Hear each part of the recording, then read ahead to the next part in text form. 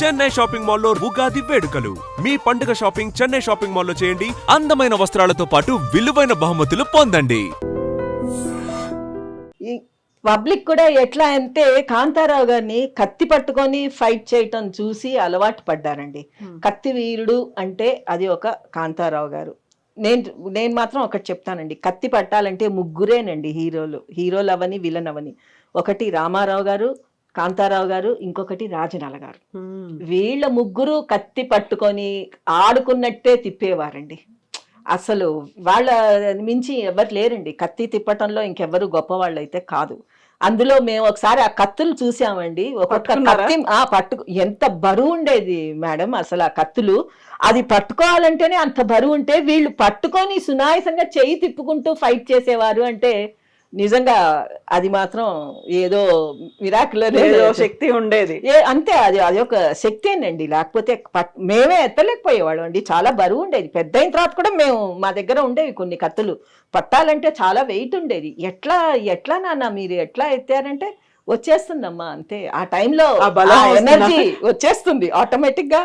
ఆ ఎనర్జీతో పాటు చెయ్యాలి అని ఒక పట్టుదల అండి. చెయ్యాలి అంతే. మా నాన్నగారు గుర్రం ఇది కూడా నేర్చుకున్నారండి. గుర్రం సవారీ నేర్చుకున్నారు. తర్వాత కత్తి ఫైట్ కూడా ఇంటికి వచ్చేవాడు. మాధవన్ అని చెప్పి ఒక స్టంట్ మాస్టర్ ఉండేవాడు. ఆయన వచ్చి నేర్పించేవాడు. గుర్రం సవారీలు కూడా, గుర్రం ఎక్కటం. మా నాన్నగారు అన్నిటికంటే రాజకుమారుడు అంటే నిజంగా రాకుమారుడేనండి. మంచి అందగాడు. మా ఫాదర్ అందం మాకెవ్వరికీ రాలేదు కానీ నిజంగా అందగాడండి మా నాన్నగారు మాత్రం. పాపం పబ్లిక్ కూడా మేము ఏదైనా ఊరు వెళ్ళేవాళ్ళం అండి. ఊరు వెళ్ళేటప్పుడు కార్ ఇట్లా ఆపితే చాలు కార్లో వెళ్ళేవాళ్ళం. మా ఫ్యామిలీ ఫ్రెండ్స్ కూడా ఉన్నారు, మా పెద్దోదిన వాళ్ళ పేరెంట్స్. మేము కార్లో వెళ్ళేవాళ్ళం. వెళ్ళినప్పుడు ఎక్కడైనా ఊర్లో కార్ ఆపితే అది తమిళనాడు అయినా సరే వాళ్ళు ఏం గుర్తుపడతారండి. అడే ఆంధ్ర ఎంజీఆర్. మా నాన్నగారికి పేరు ఆంధ్ర ఎంజీఆర్ అని పేరు వచ్చింది ఆయనకి. ఎందుకంటే కొంచెం సైడ్ కట్ వాళ్ళకి ఎంజీఆర్ లాగా కనిపిస్తారు అని చెప్పి వాళ్ళు ఆంధ్ర ఎంజీఆర్ అని చెప్పి ఏమి గుర్తింపండి అసలు. అభిమానులండి, పిచ్చ అభిమానులండి. మా నాన్నగారికి ఆస్తి అంటే ఏది లేదండి. ఆయన అభిమానులే ఆయనకు ఆస్తి. సో అభిమానులే ఆస్తి అనుకున్నప్పుడు ఆయన తనకున్నటువంటి 400 ఎకరాల ఆస్తిని కరిగించేసే స్టార్టింగ్లో సినిమాలు చూసినా ఆ తర్వాత సినిమాలు తీసినప్పటికీ కూడా రావలసినటువంటి గుర్తింపు అభిమానుల్లో కాకుండా పరిశ్రమ నుంచి వచ్చిందా? రాలేదండి. నేను చెప్తున్నాను కదా, ఆయన చేసిన పొరపాటు ఏంటంటే ఆ రోజుల్లో కత్తి యుద్ధం తీసే సినిమాలు ఆయన యాక్ట్ చేసి సడన్ గా సంగీతం మీద దీంతో సప్తస్వరాలని ఒక సినిమా తీశారు. అది కంప్లీట్ గా సంగీతం మీద బేస్ చేసి తీశారండి. ఈయన కత్తి యుద్ధం చేసే హీరో, గుర్రాలు ఎక్కి ఫైట్ చేసే హీరో సంగీతం మీద పడితే పబ్లిక్ చేయలేదు, చూడలేదు. మిజరబుల్ ఫ్లాప్ అండి అది. సప్తస్వరాలని తీశారు. ఆయన టేస్ట్ తగ్గట్టు ఆయనకు కావాలి అనుకొని తీశాడు సంగీతం మీద, కానీ అది ఆయనకు సెట్ అవ్వలేదు ఆ క్యారెక్టర్. తర్వాత రెండో సినిమా తీశారు గండ్రగండడని. అది కత్తి ఫైట్ మొత్తం. రాకుమారి, కత్తి ఫైట్, విలను అంతా. అది బాపోయిందండి. అది మంచిగా ఆడింది. తర్వాత ఇంకోటి తీశారు ప్రేమజీవులు అని చెప్పి. అది మామూలు సోషల్ మూవీ తీశారు. అది అసలు మొత్తం అడుగు గీకేసింది అనమాట. అడుగు దాకా గీకి పెట్టేసింది ఆ సినిమా. కృష్ణ గారితో చేసింది. అందులో నాన్నగారు కూడా ఇంకొక కృష్ణ గారు కూడా అన్నట్టండి, వద్దు కాంతారావు గారు ఈ సినిమా తీయకండి, నాకు పోతుందని. అంత కొంచెం క్రిస్టియన్ సబ్జెక్ట్ అనమాట. ఇది ఆడుతుందని నమ్మకం లేదు, తీయద్దు అని చాలా చెప్పారు కృష్ణ గారు. కాకపోతే మా నాన్నగారు కొంచెం మొండి అండి. ఆయన ఏదైనా కావాలి అనుకుంటే చేయాల్సిందే. అది ఎవరి మాట అయినా సరే పట్టుకున్నారంటే ఇంకా అది చేశారు. అట్లా చేతులు కాల్చుకున్నారు. దాని తర్వాత ఇంకొక సినిమా కౌబాయ్ మూవీ తీశారండి. గుండెలు తీసిన మొనగాడని తీశారు. కానీ చేసిన పొరపాటు ఏంటంటే ఆయన యాక్ట్ చేసే బదులు కృష్ణ గారిని కానీ ఎవరన్నా పెట్టి ఉంటే డెఫినెట్గా హిట్. అది గుమ్నాం బేస్ చేసి తీశారు. హిందీ పిక్చర్ గుమ్నాం, దాన్ని బేస్ చేసి తీశారు. సరే, అది ఒకటి బిజినెస్ అవ్వలేదు. పిక్చర్ బాగానే వచ్చింది కానీ బిజినెస్ కాలేదు ఆ పిక్చర్. చాలా తీసిన తర్వాత ఇంచుమించు 1 year దాకా ఆగిపోయింది రిలీజ్ అవ్వకుండా. ఇప్పుడు ఇన్ని ఎక్స్పీరియన్స్, అన్నేళ్ళ ఎక్స్పీరియన్స్ ఉంది, అన్ని వందల సినిమాలు చేసిన తర్వాత సరైనటువంటి నిర్ణయం తీసుకోలేదా? సరైనటువంటి సలహాలు తనకి రాలేదా? సలహాలు కాదండి ఏమండి, ప్రతి ఒక్క ఆర్టిస్ట్కి బ్యాక్గ్రౌండ్ ఉందండి, ఫ్యామిలీ బ్యాక్గ్రౌండ్ ఉంది వాళ్ళకి. బావమర్దులనో బ్రదర్స్ అనో ఇట్లా సలహాలు ఇచ్చేందుకు అయిన వాళ్ళు ఉన్నారు. కాకపోతే మా నాన్నగారికి ఎవరు లేరండి ఆయన వాళ్ళు. ఆయన ఒక్కడే కొడుకు, మా మదర్ ఒక్కతే కూతురు. సో ఇటు మేనమామలు వాళ్ళు ఎవరు లేరు, అటు మేనత్తలు కానీ వాళ్ళు కానీ సలహా ఇచ్చేందుకు కూడా ఎవరు లేరండి. ఆయన ఒక్కడే కొడుకు, ఈవిడ ఒక్కతే కూతురు. ఇంకా ఆయన ఆడింది ఆట, పాడింది పాట. ఆయన ఇష్టం వచ్చినట్టు సలహా ఇచ్చేవారు, ఇది చెయ్యకు, ఇది మంచిది కాదు. ఒకవేళ ఫ్రెండ్స్ చెప్తే అసలు లెక్క చేసే పెద్ద పట్టించుకునేవారు కాదు. ఏం లేదు, బాగానే ఉంటుందని. చూడండి సామెత ఉంది చూడండి, చేతులు కాలాక ఆకులు పట్టుకొని లాభం ఏంటన్నట్టు లాస్ట్లో రిపెంట్ అయ్యారు. రిపెంట్ అయిన తర్వాత కూడా ఊరుకుంటే బాగుండేది. ఇల్లు అమ్మేశారు, పెద్ద ఇల్లు అండి మాది, చాలా పెద్ద ప్యాలెస్ లాంటి ఇల్లు. ముందు పక్కే మాకు ఇప్పుడు ఈ ఇల్లు అక్కడి నుంచి అంతవరకు ముందు పక్క స్థలం 2 ఇళ్ళు కట్టేంత స్థలం అనమాట. ముందు పక్క బ్యాక్ సైడ్ ఒక ఇల్లు కట్టేంత స్థలం, మధ్యలో మా ఇల్లు, పెద్ద ఇల్లు చెన్నైలో 3 అంతస్తులు, చాలా బాగుండేది. అది ఇంకా లాస్ట్లో అమ్మేసుకోవాలి. మేము చెన్నైకి వెళ్ళినప్పుడు కాట్రగడ్డ ప్రసాద్ గారు నిర్మాత ఉన్నారు కదా, ఆయన ఇంటికి వెళ్ళినప్పుడు ఆయన చెప్పారన్నట్టు మాకు, ఈ ప్లేస్ కాంతారావు గారిది, కాంతారావు గారు ఉన్నటువంటి ప్రాంతం ఇది, దాన్ని అమ్మేసుకోవాల్సి వచ్చింది, ఆ తర్వాత ఇక్కడ అపార్ట్మెంట్లు వచ్చాయి, అందులో మేము ఉంటున్నాము అనేది చెప్పారు ఆయన. సో ఈ చుట్టూ ఏరియా అంతా ఆయనదే అని.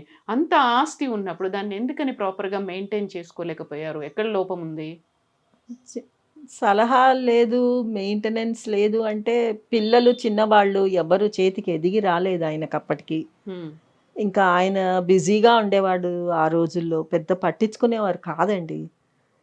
నాకైతే టైం అండి, మీరేమన్నా అనుకోండి, అది పోయే టైం వచ్చింది. ఆయన ఎట్లా సంపాదించాడో అట్లా పోయింది అంతే. ఆయన టైం బ్యాడ్ టైం అండి, అంతకంటే ఇంకేమంటాం. అది ఆలోచనలు రాకుండా మామూలుగా ఉండటం కూడా, అది కూడా దేవుడు అంత శక్తి ఇవ్వలేదు, ఆలోచించుకునేంత శక్తి కూడా ఇవ్వలేదంటే అది ప్రాప్తం లేదు అనే అర్థం మనకి. లేకపోతే 400 ఎకరాలు కూడా పోవటం ఏంటండి. అదే ఆయనతో ఉన్నటువంటి ఆ కాంటెంపరీలు అందరూ కూడా మంచి పొజిషన్లో ఉన్నారు. వాళ్ళ తర్వాత తరం కావచ్చు, వాళ్ళ వారసులు కావచ్చు, ఇప్పటికీ సినిమా ఇండస్ట్రీలోనే ఉన్నారు, వాళ్ళే సూపర్ స్టార్లుగా కనిపిస్తూ ఉన్నారు. సో కాంతారావు గారు అలా వెళ్ళిపోయారు, ఇంకా ఆ తర్వాత ఎవరూ రాలేదు ఎందుకు మీ ఫ్యామిలీ నుంచి? అంటే మా నాన్నగారికి ఇంకా ఇష్టం లేదండి, సినిమా ఇండస్ట్రీ వద్దనుకున్నారు. ఫిల్మ్ ఇండస్ట్రీ వద్దు, నా వరకు వచ్చింది, నేను నెగ్గుకొచ్చాను, అంతమందిలో కూడా నేను నెగ్గుకొచ్చాను, చేశాను, ఇండస్ట్రీ మనకు వద్దు నాన్న, మనకి సరిపడదు, ఉద్యోగాలు చేసుకోండి, హ్యాపీగా బతకండి, ఏదన్నా అవని. నెల జీతం అన్నది నెల అయ్యేటప్పటికీ మనకి చేతిలో డబ్బులు పడతాయి, మీ కాపురాలు మీ సంసారం గడిచేంత చూసుకోండి చాలు. ఏమండి ఎవ్వరు అంత అత్యాశ కూడా లేదండి మాకు, చాలు. ఇప్పుడు ఇంతలో ఉన్నాం, హ్యాపీగా ఉన్నామండి మేము. సో పెద్ద తమ్ముడు మీ రాజా, తను అయితే సినిమాలో సుడిగుండాలు వేసాడు, కొన్ని చేశాడు, ఆ తర్వాత నంది అవార్డు కూడా వచ్చింది. ఫస్ట్ మూవీ సుడిగుండాల్లో నంది అవార్డు వచ్చింది. మరి ఆ తర్వాత ఎందుకు కంటిన్యూ చేయలేదు? చేయనివ్వలేదు, మా ఫాదర్కి ఇష్టం లేదు. ఆయనకి ఇండస్ట్రీ వద్దు అనుకున్నారండి. ఇంకా ఆయన అంటే నెగ్గుకొచ్చారు, ఇప్పుడు పిల్లలు కష్టం అవుతుంది, నెగ్గుకు రాలేరని చెప్పి ఆయన దూరపు ఆలోచన ఏంటో తెలియదు అనుకోండి, వద్దు అనేసి ఆపేశారు. వద్దు నాన్న అన్నారు, మీరు చదువుకోండి, మీకు చదువు ఎంత చదువు, ఆ చదువులు కూడా ఎక్కువ ఏం చదవలేదులేండి, చదువుకున్నంత మట్టుకు చదువుకున్నారు, అయిపోయింది. ఈ సినీ ఇండస్ట్రీలో ఆయన ఉన్నప్పుడు, అన్ని దశాబ్దాల పాటు ఉన్నప్పుడు, ఆయన ఏదన్నా వివక్ష లాంటిదో లేకపోతే ఆయన అంటే కొంచెం పడకుండా అలా ఏమన్నా ఉండేదా? లేదండి, ఆయన ఎవ్వరికీ ఏమీ ఇదిగా లేరు, అందరికీ మంచిగానే ఉండేవారండి. ఒక నోట్లో నాలుకలాగా ఉండేవారు మా నాన్నగారు. ఎవరితో శత్రుత్వం అన్నది లేదు ఆయనకి, మంచిగానే ఉండేవారు, ఒక ఫ్రెండ్గానే ఉండేవారు. ప్రొడ్యూసర్లకు కూడా చాలా కోఆపరేట్ చేసేవారు. ఏ ప్రొడ్యూసర్ కూడా మేము కాంతారావు గారి వల్ల మాకు ఇబ్బంది పడ్డాము, ఆయన షూటింగ్కి రాకుండా మమ్మల్ని ఏడిపించాడు, ఆ పేరు కూడా లేదండి. ఏమండి ప్రొద్దున్న 7ంటికి షూటింగ్ అంటే మా నాన్నగారు 4ంటికే లేచి 5ంటికి అంతా స్నానం చేసి 6ంటికి బ్రేక్ఫాస్ట్ చేసేసి రెడీగా కూర్చునేవారండి. అంతే, ఇంకా అది మాత్రం డిసిప్లిన్ ఎన్టీ రామారావు గారి దగ్గర నుంచే నేర్చుకున్నారు. రామారావు గారు ఎప్పుడు చెప్పేవారట, మనం ఎప్పుడు గంట ముందే ఉండాలి బ్రదర్, మనం మాత్రం లేట్ అవ్వద్దు, ప్రొడ్యూసర్ బాగుండదు అంటే. కరెక్ట్గా పద్ధతి, డిసిప్లిన్ అన్నది మా ఫాదరు రామారావు గారి దగ్గర నేర్చుకున్నారు. రామారావు గారు అంటే పిచ్చ ప్రేమ అండి మా నాన్నగారికి, చాలా అభిమానం.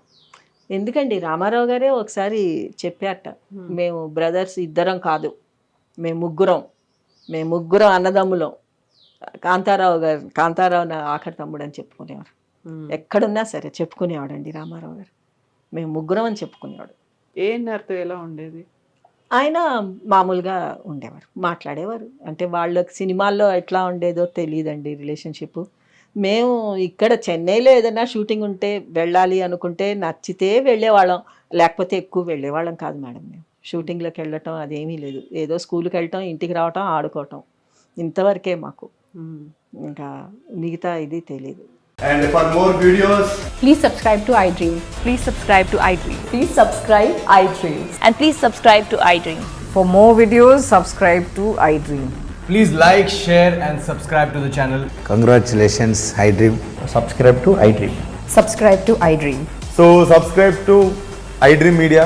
iDream ki iDream team andarki huge congratulations. Please subscribe iDream Media. Please subscribe to iDream.